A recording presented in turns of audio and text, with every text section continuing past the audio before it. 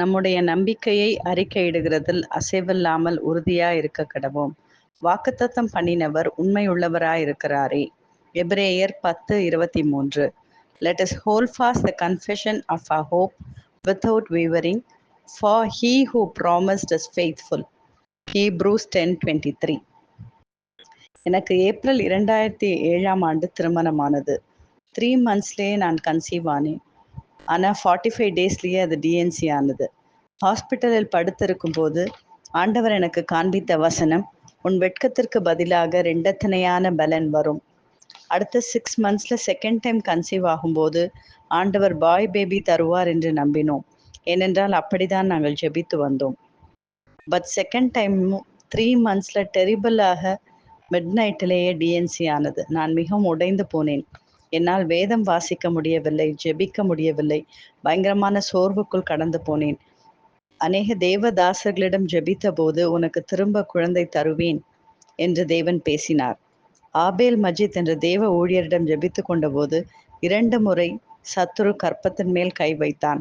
கர்த்தர் தரப்போகிற குழந்தையை குறித்து தீர்க்க தரிசனமாக அநேக காரியங்களை சொன்னார். ஷிராணி ஆண்டியிடம் ஜெபித்த போது கர்த்தர், ஒரு மகனை உனக்கு தருவார், சாமுவேல் என்று பெயரிடு என்று சொன்னார்கள். டிசம்பர் 31, 2008. 10 நாள் தான் அதிகமாக இருந்தது. 40 நாட்கள் தான். ஆனால் நான் ஆண்டவரிடம் சொன்னேன், ஏசப்பா, இன்றைக்கு இரவு புது வருட ஆராதனைக்கு சமாதானத்தோடு செல்ல வேண்டும். அதற்குள் நீர் குழந்தை தரப்போகிறீர் என்ற கன்ஃபர்மேஷனோடு நுழைய விரும்புகிறேன்.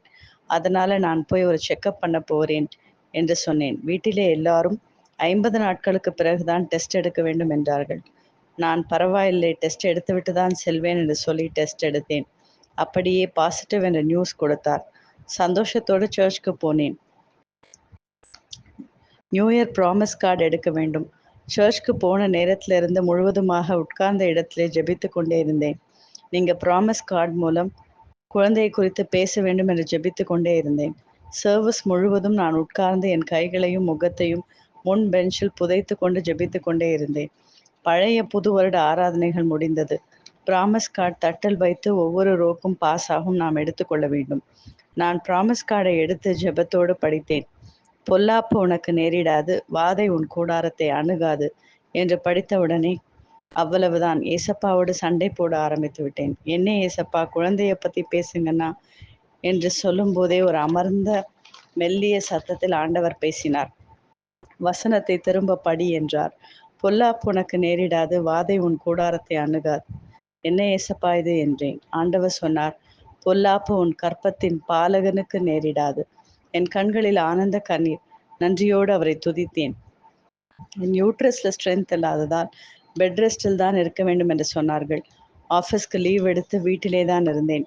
எவ்ரி மந்த் செக்கப்லேயும் ஒவ்வொரு காம்ப்ளிகேஷன்ஸ் வந்தது.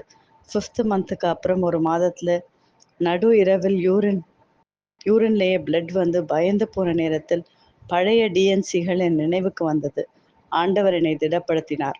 ஒவ்வொரு மாதமும் வருகிற இயேசு விடுவிக்கிறார் போன்ற அநேகம் மேகசீன்ஸில் வருகிற கர்த்தருடைய வார்த்தைகளை கொண்டு கர்த்தரை பலப்படுத்தினார். 7th மந்த்துக்கு அப்புறம் சுகர், இப்படி பல காம்ப்ளிகேஷன்ஸ். ஆகஸ்ட் 31 டியூ டேட் கொடுத்தார்கள். பட் ஆகஸ்ட் 4 எனக்கு மூமெண்ட்ஸ் கம்மியாக இருந்தது.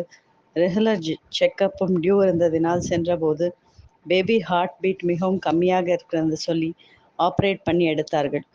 வாக்குத்தத்தங்களில் உண்மையுள்ள தேவன் ஒரு பொல்லாப்பும் மகனுக்கு நேரிடாதபடி பாதுகாத்து என் கரங்களில் கொடுத்தார். ஆமேன். ஆம், நம் தேவன் வாக்குத்தத்தங்களின் தேவன். நம் கஷ்ட நேரங்களில், துன்ப வேளைகளில் அவர் பாதம் அமர்ந்து காத்திருந்து வாக்குத்தத்தங்களை பெற்றுக்கொள்வோம். அவர் கொடுத்த வாக்குத்தத்தங்களை நிறைவேற்ற அவர் வல்லவர். ஆமேன். ஆமேன்.